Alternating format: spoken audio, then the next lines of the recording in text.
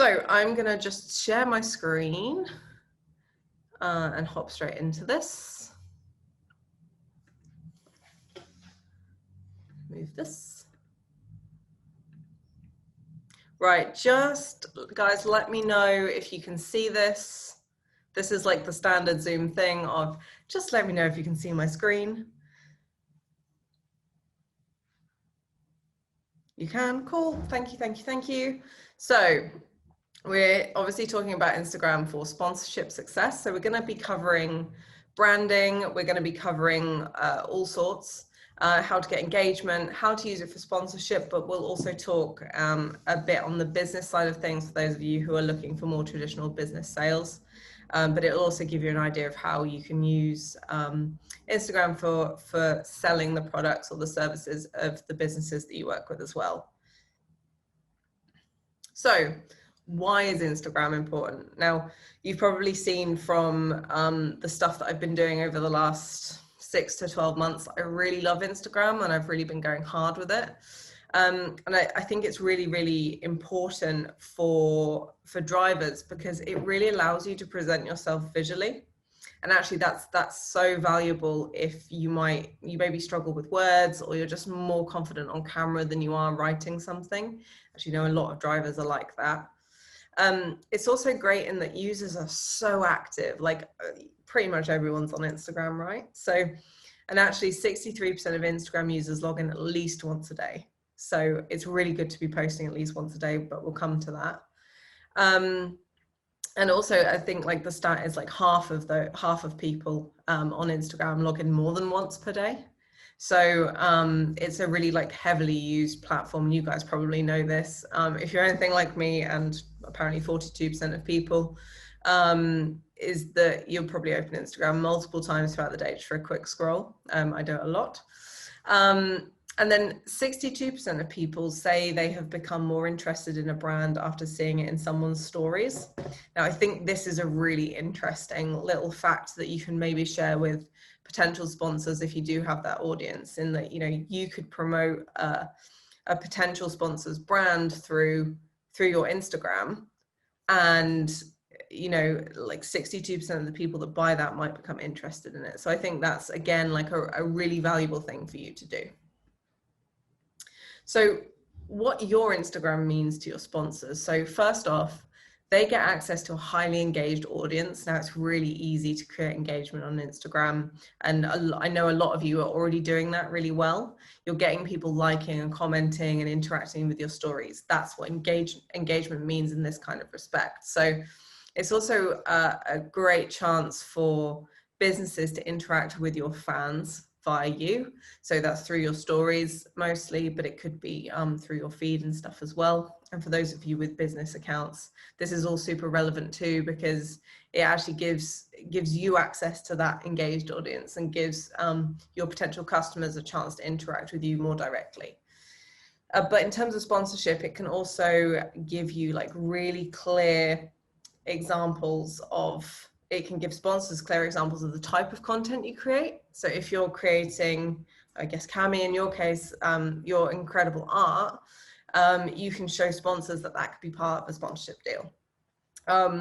But it could also be the video content you create, amazing photography, graphics, all of which we'll come on to.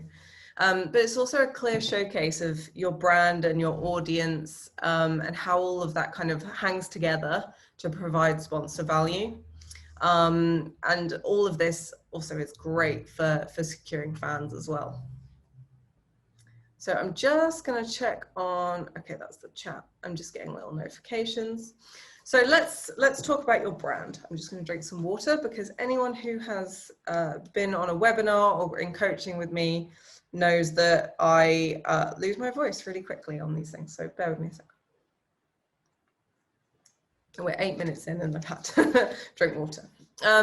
So let's talk about your brand. This is who you are and why you stand out. And we want on Instagram to really showcase what that looks like. So your Instagram profile is essentially your shop window. Whether you're a racing driver, a business, an individual, your Instagram profile actually tells a lot about who you are. And if it doesn't, then maybe you need to tweak it so it tells your story. So On the left-hand side is my personal account, which is Jet Bomb, same as my Twitter. And it doesn't really tell you anything about me. Maybe like a bit of photography. I like going outside, but it doesn't tell you anything about what I do in motorsport. It doesn't tell you about what I do in the automotive industry. And I actually just use it as a place to post pretty photos and get some likes. So I don't really use it in that business sense. But on the right-hand side, you'll see the Racing Mentor feed. Now, this is obviously a lot more curated. I'm much more careful with this. And as a result, it looks quite consistent. So I still post selfies. I still post pictures of me doing things within motorsport, but it's quite clear that who I am and what I'm doing. So first off from this, using the graphics, and again, we'll go into how you can use graphics, but next week's webinar is all about how to create these and how to get that consistent kind of brand image there. But you can see from this that I clearly teach, I clearly offer value in that I'm teaching people how to do things. You can see that my interest is in karting, historics, and if you go further through my feed, there's like high-end racing, GT racing, proper grassroots stuff. You can also see that I do social media and video and filming at racetracks from that little picture of me at Brands Hatch. So all sorts there. So let's look at some concepts of what you might call yourself. So obviously you want people to know that you're a racing driver or whatever business you're in if you're one of our business folks who are joining. But what do you want people to think about you? Clearly you want them to think that you are a racing driver, but what else? So this all comes down to your brand and defining who you are. And if you have a copy of Get Paid to Race, my book, this thing here, then that kind of takes you through it, or if you've been on one of the branding courses. But I'm guessing from what I know about you guys, you'll have a strong-ish sense of brand anyway. So think about those like keywords of who you are. So I've given some examples here. You know, are you going down that brand ambassador route for selling products? Sorry, I'm moving this way because there's like a little flash of light here coming in from like the setting sun and it's like just blinding me. So who are you? Are you a fitness junkie? Are you super into your fashion? Are you a gifted public speaker, a petrol head? Could you be a baker, an archer, whatever it is? So can you guys pop into the chat just like a couple of keywords about who you are, and then I can give you some examples of how you might showcase those. So yeah, just take a moment to just type in the chat, who are you beyond motorsport, beyond being a racing driver? Oh, there's some great ones here. Mitch, I didn't know this about you. Dancer, actor, mental health survivor. I love that. Cami, graphic artist.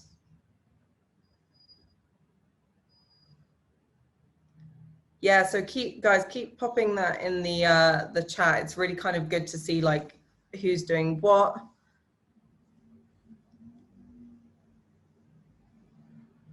Awesome. So this is all stuff that kind of really defines who you are and what your brand is. First off, think about, are these things that make you stand out beyond other racing drivers? So that's kind of the first question here, and maybe it's a conversation for outside of talking about Instagram on its own, but think about, beyond a racing driver, do you stand out? Because often things like, oh yeah, I'm the underdog or something like that, everyone kind of thinks they're the underdog, especially when they're starting out.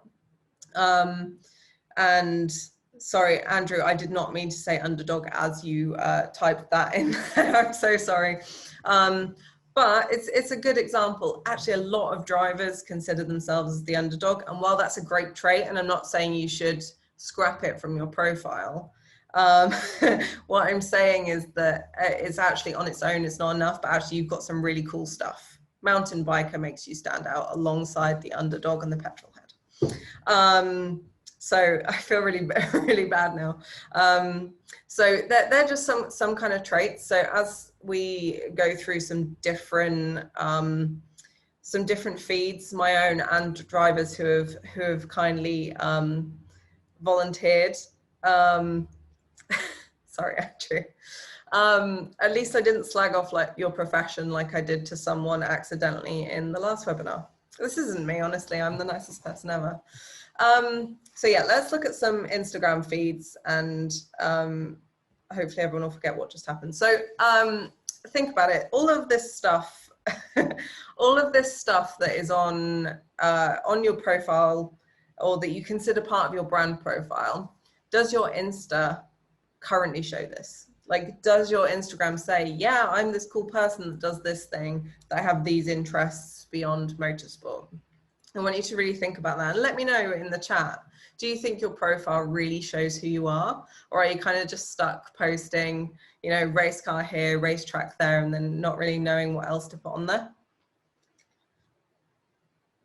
Any ideas? Is anyone super confident? Does anyone think they definitely show that?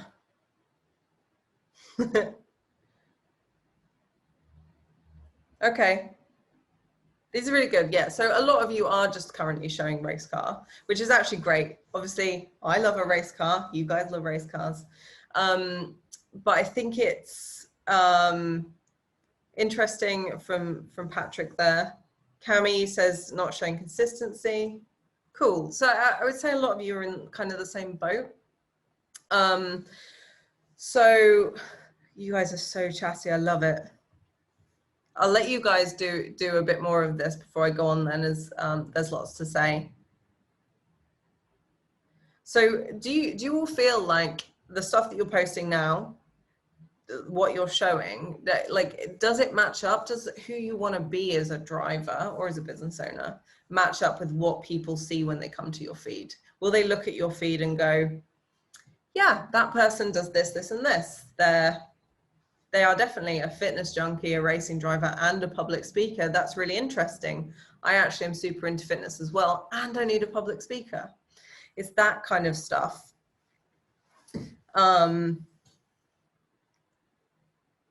Okay, so we'll come on to all of this. You guys are making some really, really great points. Sorry if I'm looking down and looking at my phone to talk to you guys, not just to like check Instagram. Yeah, so really, really interesting. We'll get to all of this. If you guys have any questions, like specifically like, hey, my profile shows this, how do I do this? Post it in the Q&A, and I can actually look and we can talk about it in more detail at the end. So I just want to move on for now. So first off, let's talk about bio. So you want to make your bio stand out in both in content and visually. So I really love emojis. So this top one here is mine, and then I've got Lewis Hamilton's underneath, because clearly we're at the same level. I don't know, but I've used emojis to make it like really clear, like the different things that I do. So obviously you can expect race cars here, but I also teach racing drivers all of the stuff that you guys know I do. And then I've got a clear call to action that's just on the last line of the bio that then points to the URL field, which is where, for now, I've put in the podcast notes. And Lewis Hamilton's is a really good showcase of what he does beyond motorsport, because obviously everyone knows like that F1 side of him. So he obviously talks about his vegan diet, animals, and then he's got this thing that really shows that kind of spirituality and positivity that he has. Just really gives you like a clear idea of who he is. And obviously he's Lewis Hamilton, so you kind of already have an idea of his brand, but I think this is just really nice and clear. So here are some bios of our volunteer racing drivers. And I just want to kind of go through these, maybe give a bit of critique, but actually I think all of these are really strong. So Becca does a really great job of kind of showcasing who she is, but it's very, very racing driver focused. And I actually think like the only tweak I would have there would be to give something else, what like beyond motorsport, that makes her stand out, because I know that she actually has a lot to offer. So I think just having just something else that shows a bit of personality is great. And actually Chris Threadgill does this wonderfully, construction industry consultant. I think this is like a really clear way to show that you are more than just a racing driver, and that you're a well-rounded person. But also it's kind of clever in terms of looking at sponsorship, because suddenly you have more in common with someone else in the construction industry than another racing driver. So it's really good for making those introductions and connections with people, because if someone follows you who also works in the same industry, you already know that you can go and say, hey, I do a similar thing, let's chat, kind of stuff. And then Toby Trice, who is my fellow podcast host, he has some quite nice, clear stuff. So the use of emojis here is really nice. It's really like clean and crisp and like highlights what he does. And he has things in there like Fertility Network UK ambassador that shows that he works for a charity, but it also gives you this tiny insight into what his story might be.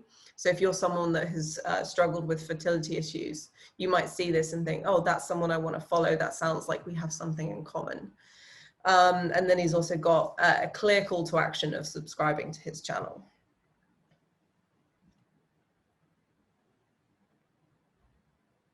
Bob, can you post your question in the Q&A? And I will get to updating those links. This image is just gone. So like, ignore that. So let's talk consistency. So I'm mostly here going to focus on how to get your feed in line with your brand and looking super consistent, but we'll also touch on time management as well. So we've got feeds here from Chris Threadgill and Becca Dance. So when I'm talking about your top 9, I'm not talking about like your top 9 for the year, like you can sometimes get, but I'm talking about the first 9 pictures, the most recent 9 pictures that appear underneath your bio.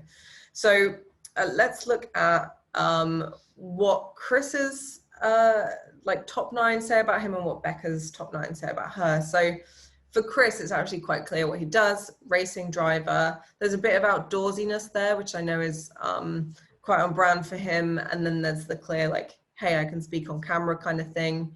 And then there is like a little testimonial there as well. Sorry for my face coming up really close if I'm in that small window. And Becca's is really great as well. She's got a video showing a bit of her personality. It's clear the kind of motorsport she does. She's got some good like on brand black and gold going on.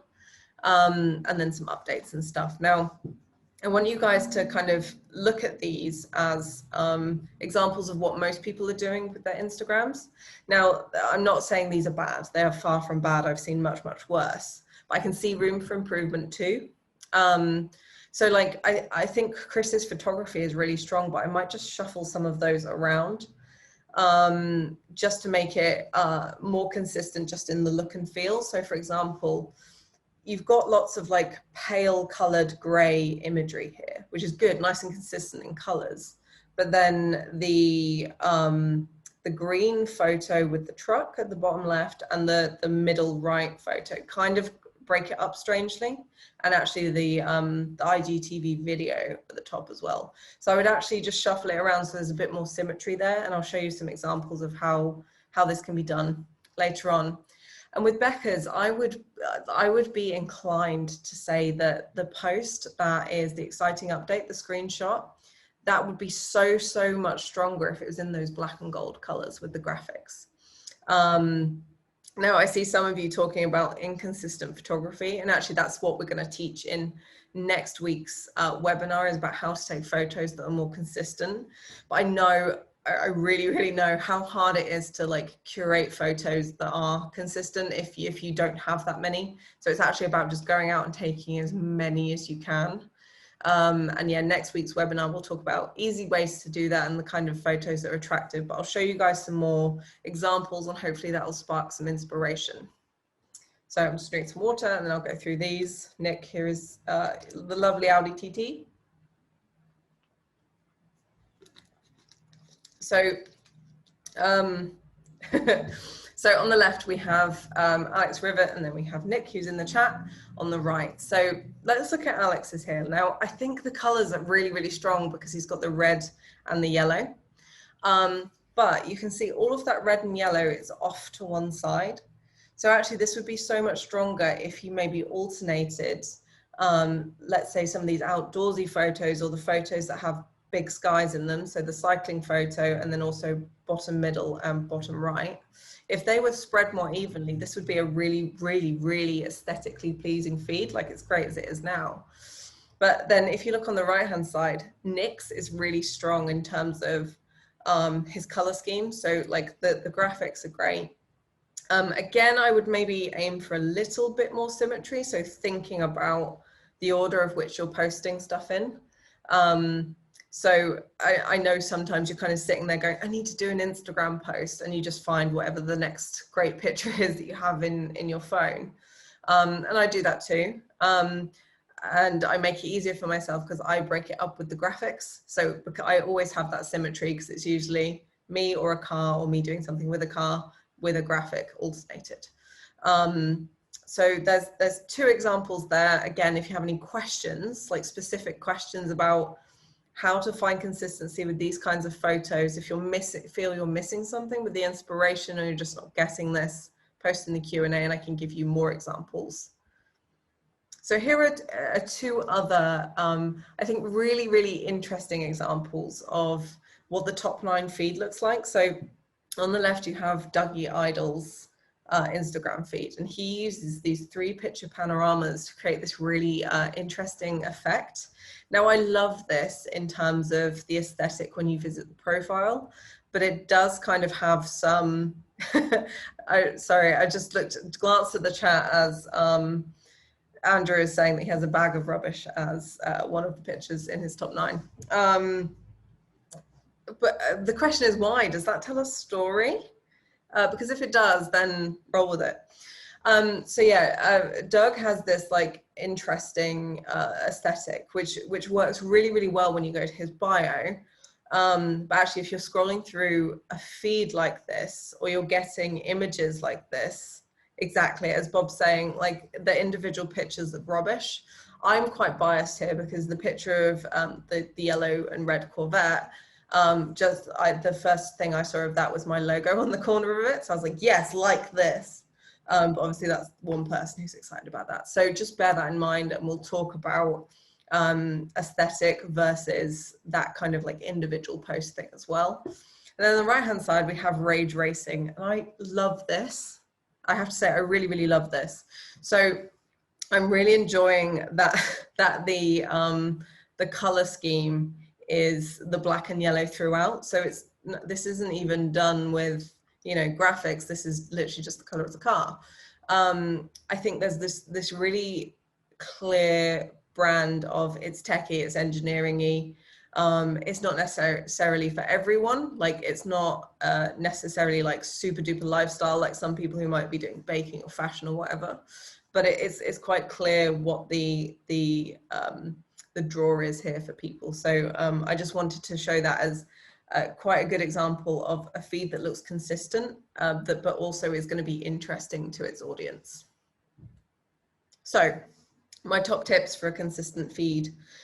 First off, think about what your top 9 will look like, and try and keep those images consistent in color. And you can use similar filters across images. Now, again, in next week's webinar, I'm going to talk about all of the apps and things that you can use to get that consistent look, even if you've got an image that you took, you know, on your smartphone while out and about versus a professionally shot picture, how you can make those almost match up. So when they're side by side in your feed, on your profile page, it doesn't look strange. I would advise keeping messy or off-brand images to your stories. So, you know, let's say you go for a walk in the woods with your family, or you go out and do an activity that isn't really part of who you are as a racing driver and as the brand that you're trying to sell to sponsors. These show your personality, so you should absolutely be posting them. And I know a couple of you further up in the chat said that you try to keep personal stuff off your feed.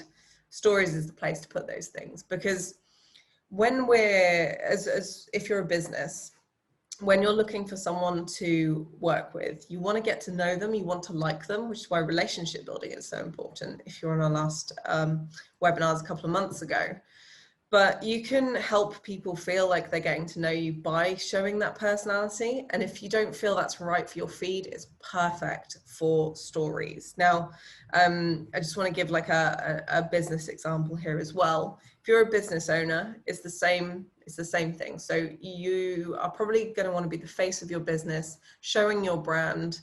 on your feed, keeping the aesthetic kind of on brand, as it were. But when it comes to stories, show a bit more of the behind the scenes. So again, I would say if you're ever screenshotting anything, put that on your stories, because that looks really, really messy in a feed. Same with IGTV videos, like or just videos that you filmed for your feed. I would actually say avoid this unless you get like a really just good on brand cover photo for it. Otherwise, keep it to your stories. And then for graphics, once you find a look, stick to it. You could have like a couple of different colorways, but I would say like try and keep that consistency there. So don't, use whatever editing tool you use and use a different font every time and different colors every time. Try and stick to something. So consistency comes from colors. So literally the colors that you use. So that could be the color of your race car, colors of logos, brand colors, etc. But it could also similarly be the color of the sky, the color of the racetrack. Try and find some consistency there, even if it's in blocks. So let's say you're at a racetrack and you've got some red and white curbing. You might kind of offset a red and white curb with something else that's red and white. So try and find that consistency along lines and diagonals in your top 9. Composition also comes into it as well. So if you don't know anything about photography, again, we will go into this in the second webinar, but look for the rule of thirds, but also think about how, and you can look this up, look at how composition works in terms of you might have big sky, small racetrack at the bottom. And then but you don't want the next image to then be big racetrack, small sky. You want to keep some kind of consistency across the feed. And I'll try and give you some examples of these as we go on. And then the third one is content. You can be consistent in your content in terms of dog, race car, dog, race car, dog, if that's your brand, or, you might want to show a graphic like I do, and then an image. So think about the content as well, because there's consistency there too. And if you guys need any kind of clarification on this, please pop it in the Q&A for the end. So let's talk about consistency in terms of posting schedule. So ideally, you'll be posting multiple times a day. Like I said before, people are looking at Instagram multiple times a day, so you're going to get more engagement the more you post. But daily is good. And I would say like Instagram is one of those ones where you want to be posting a lot, probably a lot more than you think. But realistically, if you can't commit to that, if you don't have the imagery for that, it's kind of important just to find a schedule that suits you. And then scheduling tools like Buffer, which is what I use, and I also have started using Hello Woofy, which is a new one. They make it much easier. You can basically just schedule a load of stuff, it pops through to your phone, and you can upload it. So let's look at graphics versus photos. I'm aware that we're already half an hour in, and this is running a lot longer than I thought because I've been chatting with you guys. So this is, on the left here is Janet Murray, who is a PR influencer, and I just wanted to show what graphics only looked like. And then on the right here we have Christiana Opera, who is a rally driver who has photos only, and I think both of these are really strong for different reasons. But then you can also do both. So on the left, Toby Trice, and on the right, the Racing Mentor feed. Toby uses graphics really sparingly, whereas I obviously use them every other post because that's more my kind of style. Because I'm teaching, obviously I need to do that through text a lot of the time. Whereas Toby is just kind of making kind of like clear statements about his brand, but also he's got the Tag a Friend who's missed Spectating Motorsport this year, which is a good like engagement tool. So your feed versus individual posts. So attractive top 9, that's what people will look at when they look at your bio to see if they want to follow you. So it needs to be aesthetically pleasing. But as we've mentioned, each individual post needs to be interesting and or engaging. And if it's not, people probably will just scroll past, or they'll get annoyed with seeing like multiple posts in a row that are like 3 bits of the same image maybe. So don't sacrifice the quality of each individual post to maintain your aesthetic. Like the main thing that we're going for here is you standing out as a racing driver and people being able to see your brand. So content, I don't know what's going on with images. I'm sorry, it wasn't that interesting anyway. So photos, graphics, captions, videos, and stories. So you can post more than just race cars. We obviously we love race cars, but to tell the story of who you are beyond motorsport, you need to post other stuff. So we've got some, yes, Nick, I'm sure. If your brand is only race cars and you do it really well, yes, you can stand out.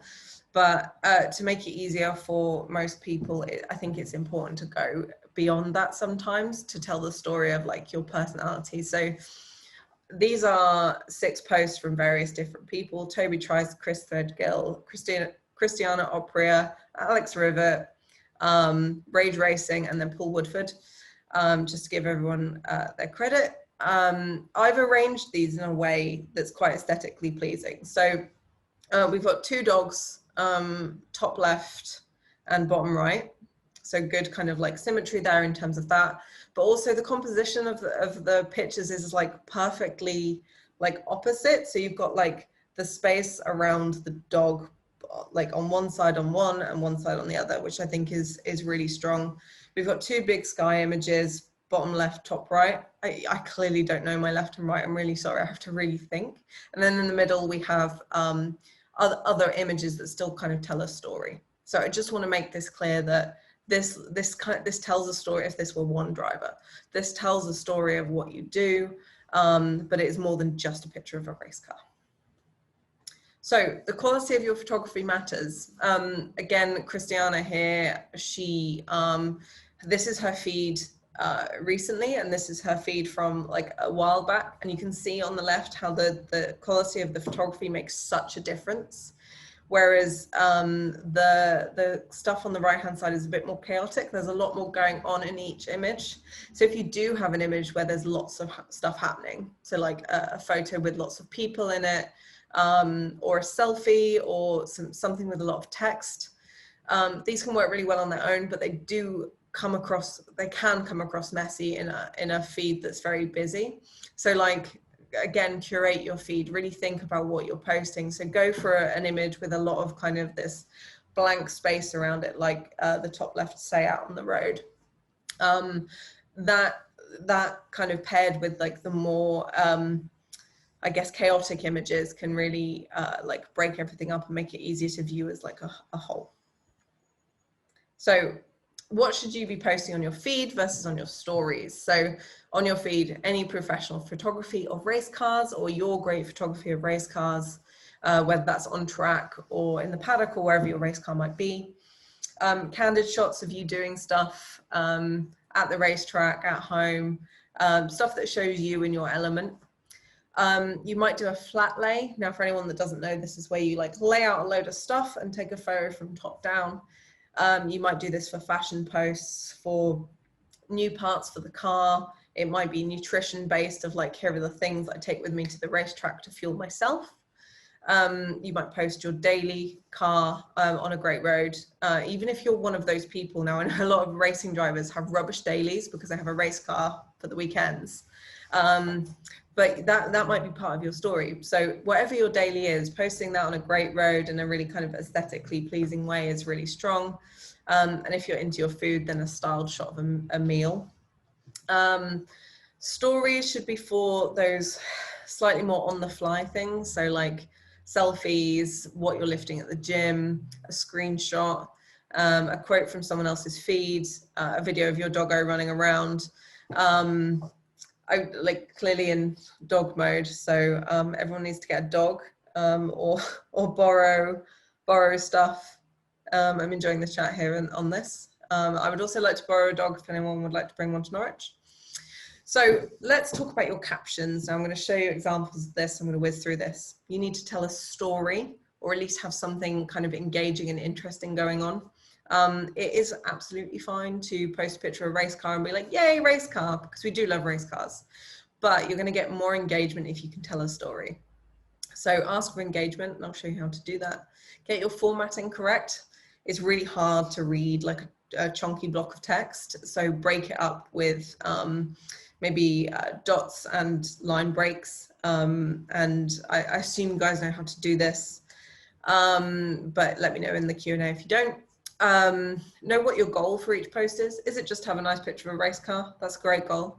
But is it to tell a story about who you are? Is it to showcase a skill you have? Is it to show how you worked with a sponsor? Do you want comments? Are you looking for engagement? Think about all this stuff before you post. Use emojis because they do make your text easier to read, and use hashtags. I'm not going to go into the detail of using hashtags because I feel like that's a more technical question, but my biggest piece of advice is to keep them relevant. It's better to have 5 relevant hashtags than 30 irrelevant ones. So these are 2 of my posts. The one on the left is me getting ready for this this webinar. So I'm getting people to talk to me about Instagram, and I've made it quite clear what I want people to do. So let me know what you struggle with in the comments below. Not just simply tell me what you struggle with. I'm clear. I want you to do it in the comments below. And then my picture caption actually tells you so much about me and about the Racing Mentor brand. I mean, it shows that I do social media, that I've worked with Puma, that I go to UK racetracks, I do video shoots, all of that kind of thing. And then the one on the right-hand side, this is more of a pep talk because that's very on brand for me. But I've clearly broken up my text into paragraphs, and I've told this basically this story of, you know, not worrying about your circumstances and actually just going on with whatever it takes to succeed. But again, I've made it really clear what I want people to do. I want you to DM me if you're interested, and I'll send you book recommendations, because I basically read a great book and I wanted to share it with people, and this was a more interesting way of doing that than just posting the book cover. So again, I've got an image that's not working here, so thank you, Canva. So tips for your Instagram stories: showcase your personality.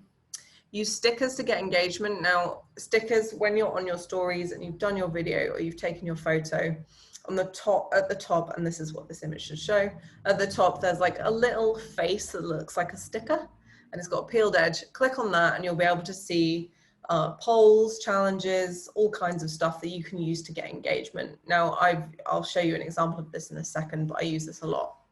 So experiment with a series of different stories, both long and short. You'll see what gets most engagement, but you want people to be paying attention for a number of different stories. So don't feel like afraid to do a series. Keep an eye on your insights, see what's working, share your own posts. This can be a great way to get that early engagement. Use hashtags where relevant. They work on stories as well. And video content is a great way to show who you are and what you do, especially if you're nervous on video. Doing it on stories where it disappears after 24 hours is actually super valuable. I am going to share with you guys some tips on Instagram Reels, which is super new, and IGTV, but I've decided not to include it in this webinar, but I'll share some free content at a later date just to keep you up on what's going on there. So I don't know what's going on here. This is helpful. So this is just another example of one of my stories. You can look at my stories from today if you want to see what this is. But basically here we have something from Toby's feed where he asked a question. And this is a poll, and before you click on it, it basically just says yes or no, and you can choose. And then this is a DM thing. So when someone taps on that, basically it'll take them straight to your messages. So it's a great way of getting engagement, starting to talk to new people, so on and so forth. So engagement, how do we get that? So engagement's really important. You really want people to be engaging with your posts, because especially early on. So as soon as you post it, because the Instagram algorithm serves your post to more people if it gets early engagement, which means that, if you have a decent fan base and they're liking, they're commenting, maybe you've encouraged them to share or to bookmark the post, which they could also do, your post is then going to get served to more people who follow you. And also when it comes down to sponsorship, high engagement numbers are more important than a large following. And an engaged following is usually one that trusts what you have to say. So that's really important when it comes down to saying to a sponsor, yeah, I'll promote your product. I know that my audience will be interested, because when I promote stuff in the past, they've been they've been like super interested in that, and they trust my opinion. So here's some tips for like maximizing that engagement, and this kind of goes for business folk and racing driver folk here. So tell your followers what you want them to do. So in those previous examples, I made it really clear that I wanted people to comment or DM, not just simply tell me. I made it really clear that this is the action I want you to take next. Encourage story engagement using these stickers, and there's all sorts. It's not just the DM sticker and the poll sticker. There's a great one for Q&As, which I really love as well. Make sure you engage with what others are doing too. So like go through your feed and comment and add some value. Do more than just, you know, posting an emoji. And, you know, we all do that. It's easy to do that. I do that too. But if there is something that you can offer a value that says a bit more than just, you know, heart eyes or a race car, then go for it. And also look at the hashtags that you're using and engage with those people as well.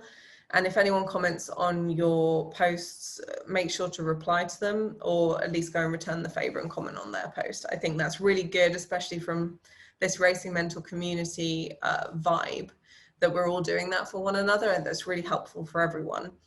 And like thinking back to RM Fast Feb that we did in February, which seems like such a long time ago, it was really great, and I'm sure everyone's engagement went up because we were all looking at that hashtag and engaging with one another. So how to build relationships on Instagram. You can just imagine what image was there. So here are some, yes, Mitch, it was this year. How I know. I equally think that it's still March, but also that February was a long time ago. So I'm not really sure what's going on. And we are going to be doing something similar next year. So watch this space. So those of you who were on the webinar from a couple of months ago, we went through relationship building. I've kind of tweaked the similar slides for Instagram. Those of you who missed that webinar, it is actually still available at shop.racingmentor.com if you do want to see it, or you need the slides or anything like that. So I'm just going to let you guys look at this, maybe take a little screenshot. This is a nice way to introduce yourself on Instagram. I think it's important to make it clear what your Instagram is about. And again, that goes back to these brand statements that you were talking about. You know, my Instagram is about archery, dogs, and how I bring that all together through motorsport. I don't know if that is anyone's brand statement, but I would definitely watch something that's about archery and race cars and dogs. And then ask a question. This is very much focused on the more lifestyle side of things. So do your research, ask a relevant question. Again, this is showing interest in a product, shows that you've done your research, and there's a nice little opener there that you might have read about an event or something like that.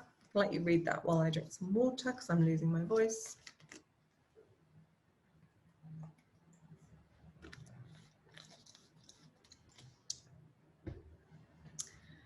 And this next one really starts a discussion. Now, I think this works really well on LinkedIn and on Twitter, but it can work on Instagram as well. If you've commented on something that someone's done and you've made that like really value add comment and they reply, maybe you can then open up a conversation about something else.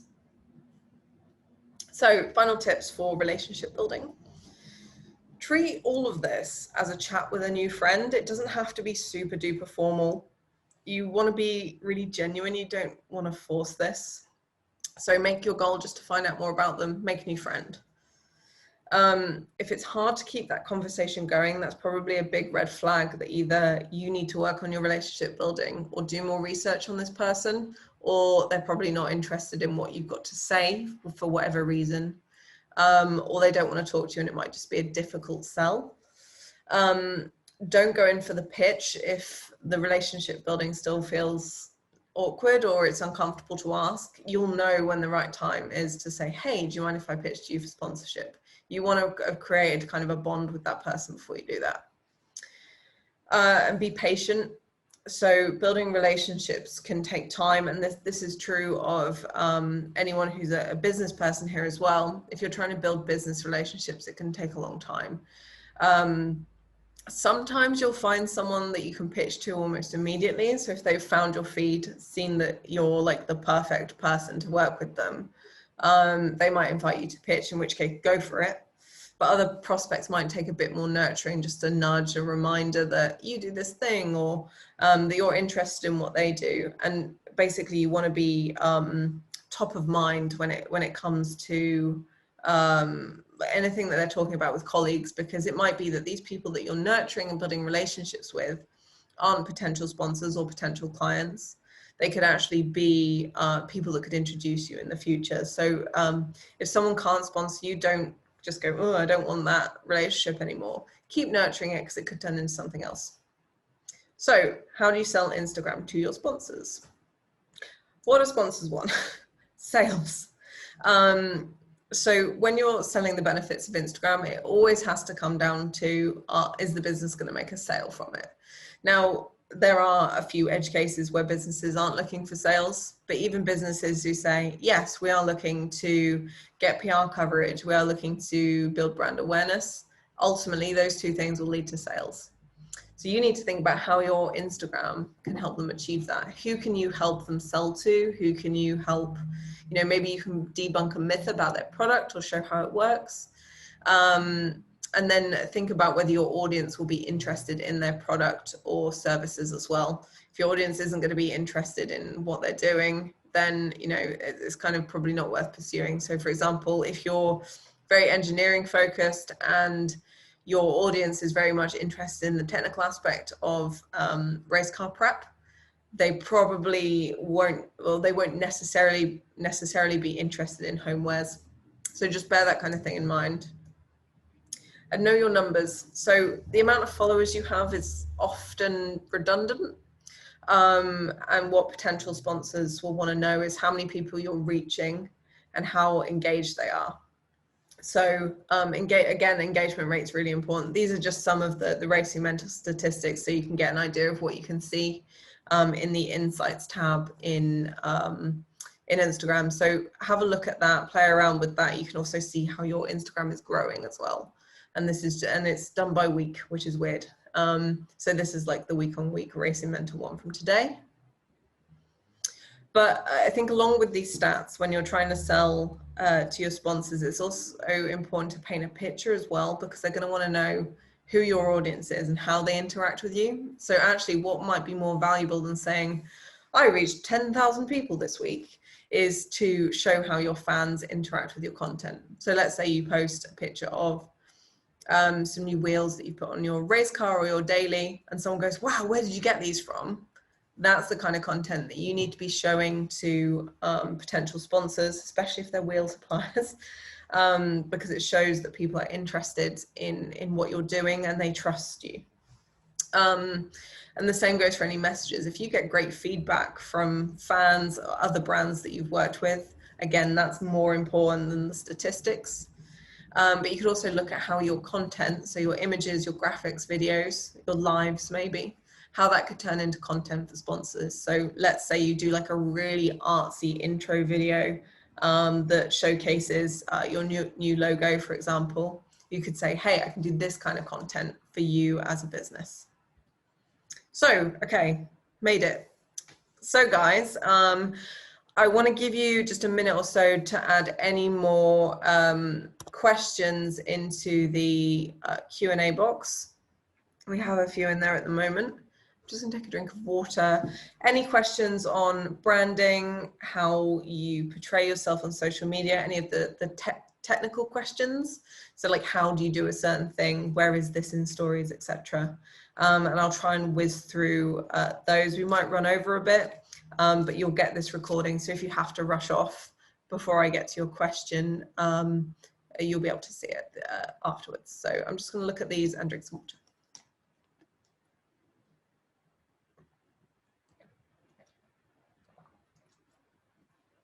Okay, so I'm going to start with Mitch's question, because I think this is really, really interesting. So Mitch says, I want to raise awareness for my complex mental health issues, but I'm worried I'm going to scare people. So how much is too much? I actually think that depends on the audience that you're targeting and also how much you're willing to share.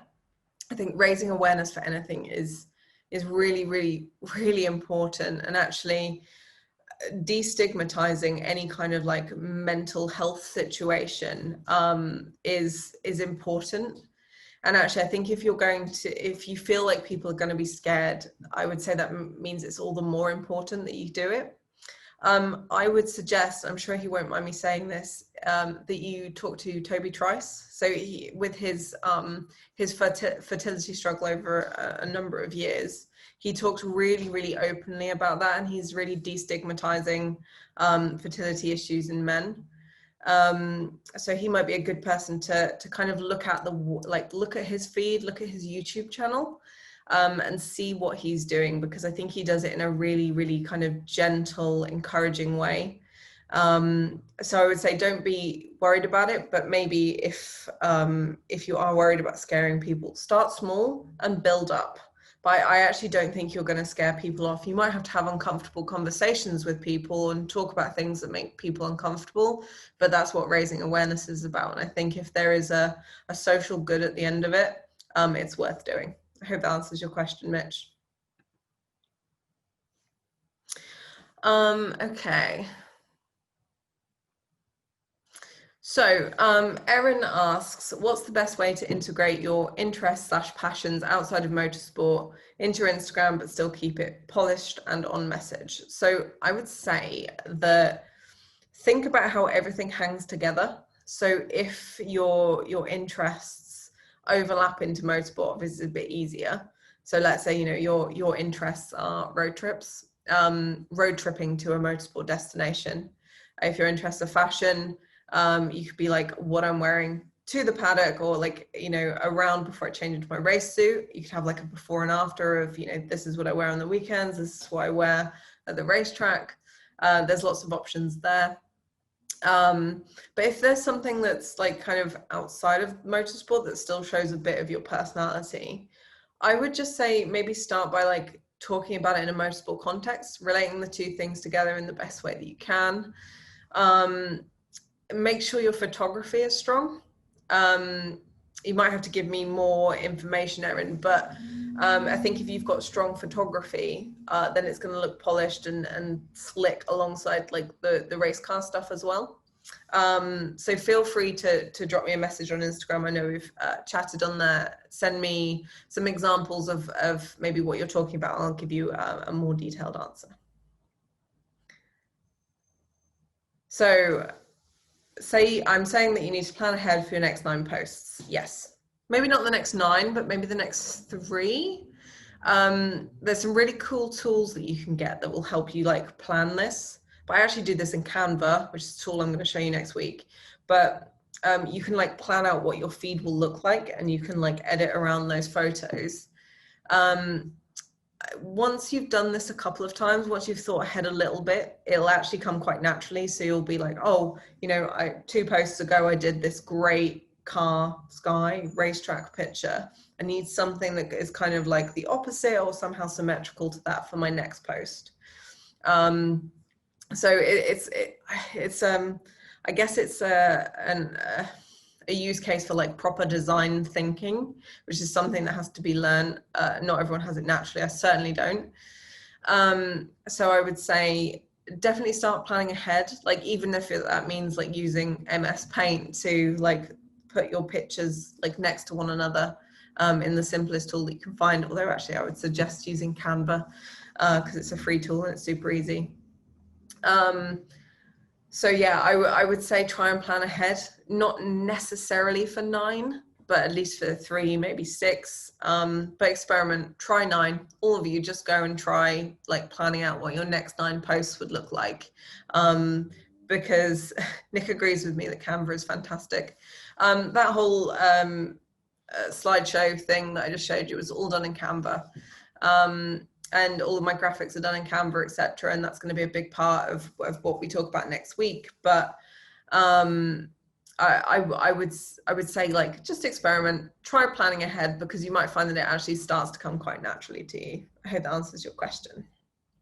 So Cami says, deleting older photos is scary when they have so many likes. Do you sometimes clear out older photos that perhaps weren't on brand but did well for likes?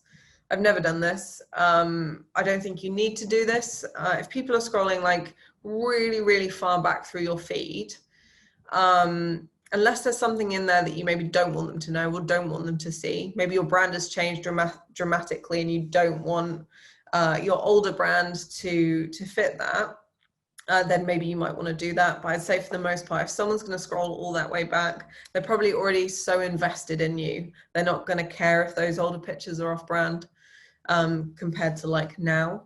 So I would say you don't necessarily need to do that unless you do just want a cleaner aesthetic. But I wouldn't count it as something that absolutely needs to be done. Okay, so is it worth linking different social medias to Instagram?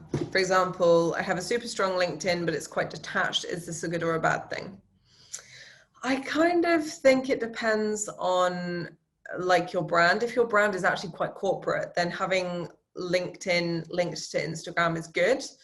But I don't think you need to do that. You can always say to people, like, you know, if you're doing a caption where you're talking about, you know, a story that you posted on LinkedIn, you can say, hey, DM me for my LinkedIn profile. But I would say, like, don't worry if they are quite detached. They generally serve very, very different audiences.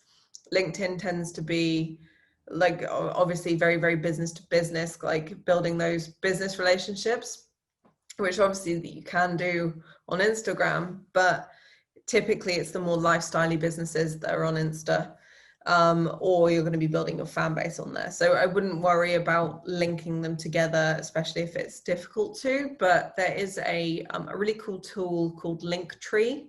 And actually, if you look at my Twitter bio for my personal account, so Jet L Bomb, I use Linktree on there. Basically, it's one link that people can click on, and then there's a list of like all of the other links that are relevant. So you might have your different social channels in there, just as an example of how you might do that, but I wouldn't say you desperately need to. What's your thoughts of updating the bio regularly with different links? Now, this is actually a really good question, Bob, and I think a lot of Bob's just going. So Bob, on the replay, I will message you as well. I think it's good to update your bio regularly with different links if there's different things that you're promoting. So, you know, it might be a link to your latest YouTube video. It might be a link to your podcast. It might be something else entirely. So I would say it's fine to update your bio regularly with different links, but make sure they're on topic, on brand, and they're relevant to your audience.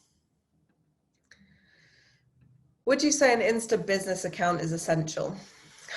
I would say, thanks, Midge. I would say yes, because it gives you these extra tools. Like, you kind of want to present this professional persona. You can kind of get away with doing this, I guess, as a personal profile, but I don't think you get the same level of insights as you might, and you also can't schedule directly from different tools if you don't have a business account. So I'd say I don't know of any downsides to having a business account, but there are lots of like pros to doing so. Mitch is asking, how do you get to the insights? Obviously I can't screen share on here, so I'm going to try and just show you on my phone. Give me 1 second. So on my profile, I have a business thing. Let's get this close so you can see. There's a little button that just says insights. Tap that. And then you get to like last 7 days and you can click through to get the more details. I hope that was clear. Should videos mainly be reserved for your story, or can it also work in your feed? I would say that I guess it's important that your videos are aesthetically pleasing and they fit with your aesthetic, and that means having a good cover photo. But if you've got a good video with a good cover photo, it can be in your feed. But if you're doing like typical, like just talking to the camera, don't have time to add that cover, then I would say keep it to your story. But again, personal preference. So I've answered that. So Nick is saying, for a club racer looking to progress to a higher level in future years, have I boxed myself in by promoting myself as a team rather than personally? I wouldn't say necessarily you have boxed yourself in.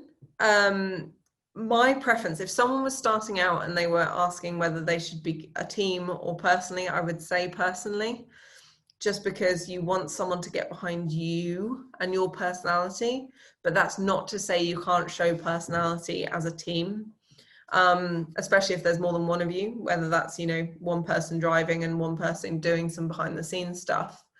And I think teams can have really strong brands and appear like more than they are, which wasn't necessarily a pun. So I would maybe integrate a little bit more of yourself into what you're doing. So like, I would say like look at who you are, your name, more photos of you if that's something you're comfortable with, more video if you're comfortable with that. But you don't necessarily have to get away from it, but just maybe integrate it more with you as an individual as well, because then if you desperately do need to get away from it at some point, it's not going to be a complete shock and you won't have to start again. Is there a best time of the day to post, or is that a myth? You can see in your insights, like when people are looking at your stuff, but I would say experiment because every audience is different. Like if you have a lot of people who are, you know, overseas, then it might be that when you're posting is different to when I'm posting. So I would say experiment, but not really. Think about when you use Instagram, like are you using it first thing in the morning? Is it like a 3 p.m. break when you're a bit bored of work? Experiment and see what gets you the most kind of likes and engagement. Unfortunately, there's no kind of like real hard and fast rule there.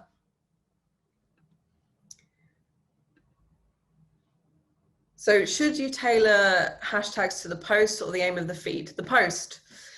Basically, when someone is scrolling through a hashtag, they want to see relevant posts.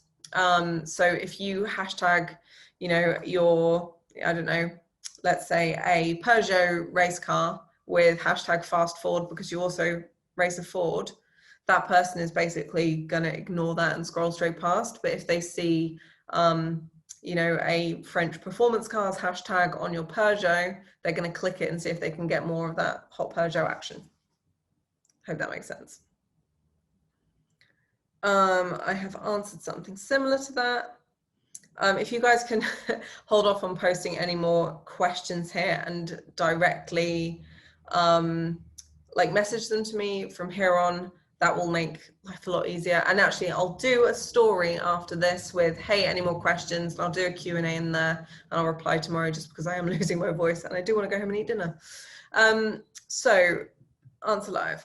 Interacting as an individual is easy-ish, but as I run my brands page, I find it more different. Can you give thoughts on this conflict? So I guess the question, Patrick, is why do you have two different accounts and what are you trying to achieve with both of those? Like, is there, you know, are you trying to do something different with the team page than you are with your individual page? Because I think it's good to weave personality through both. It might be easier actually that you just do one. And I'm not saying that's what you should do in your case, but it might be something to think about. Maybe drop me a message after this with like some specific kind of struggles that you have. Like what is it about running your brand page that you find more difficult? And I'll try and give you some more advice. So just a couple of other little, okay, so just to go back to Patrick's question, not concerned about individual profile, but need to grow the team's brand and who we are. So I would say use all of this advice, show the team personality, which might go beyond your personality, and show what the team is doing. So typically if someone's following a team account, they want to see the behind the scenes stuff. So go into like loads of detail, whether it's like the social good that you're doing, you know, working on cars at the racetrack, who is in the team, who are the personalities behind it. And again, kind of think about why you're doing this. For Andrew, for next week's webinar, it will be a replay. So if you don't have a ticket for it, you need to buy a ticket. And then that will the replay will be automatically sent to you. Cami asks how I stay awesome day to day. Well, just thank you, Cami. I now have an assistant who keeps me awesome day to day. That's how. I am gonna love you guys and leave you. As I said before, if you have any more questions about this as you start kind of moving through this Instagram journey, please drop me a message on Instagram. That's usually the best place to get in touch with me. I find Facebook Messenger, they just get lost. So you can email jess@racingmentor.com with direct questions, or just come say hello on Instagram, where I am @racingmentor. I've had such a good time today, guys.